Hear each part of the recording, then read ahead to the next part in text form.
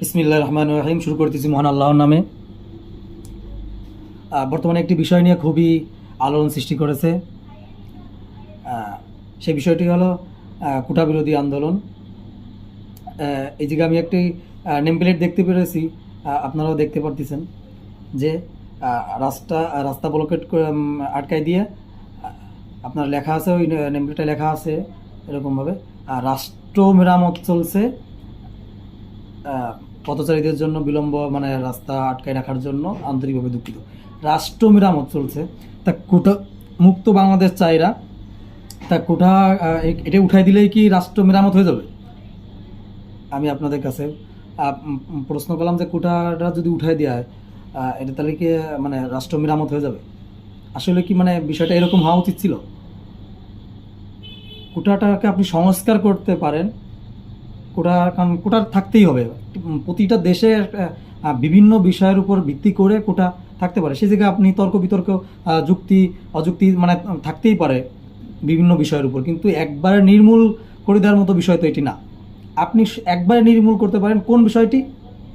সেটি হচ্ছে দুর্নীতি। আপনি যদি দুর্নীতিমুক্ত বাংলাদেশ চান, এই বিষয়টি নিয়ে যদি আপনি আন্দোলন করতেন, তাহলে বিষয়টি দেখা যেত যে জাতীয় বিষয়টা নিয়ে আপনারা আন্দোলন করতেছেন। কিন্তু কোটা মুক্ত বাংলাদেশ চান, এই যে স্লোগানে এই কথাটা বলতেছেন যে রক্তে আগুন লেগেছে। রক্তেটা আগুন লেগেছে কেন?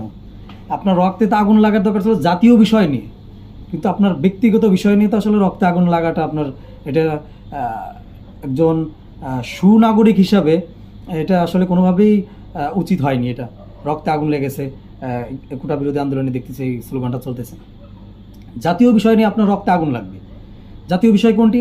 যেটা দুর্নীতি, যে আপনি দুর্নীতিমুক্ত বাংলাদেশ চান। আপনারা যে পরিমাণে যে ছাত্র আন্দোলন মানে রাস্তা আটকিয়ে দিয়ে জন দুর্ভোগ তৈরি করছেন, এই বিষয়টি যদি অবশ্যই দুর্নীতির বিরুদ্ধে, মানে দুর্নীতির এগেনিস্টে যদি এই আন্দোলনটা হইতো, মানে কত ভালো হতো দেশের জন্য, মানে কি পরিমাণে একটা সুফল বই আনতে পারতো। এটা কি একবার ভেবে দেখছেন?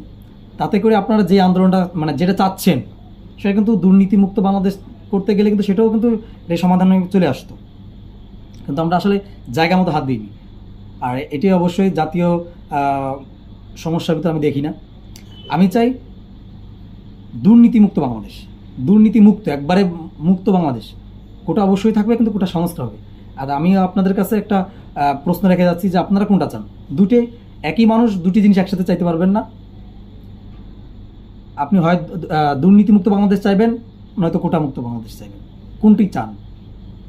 কমেন্ট বক্সে আপনি জানিয়ে দিতে পারেন।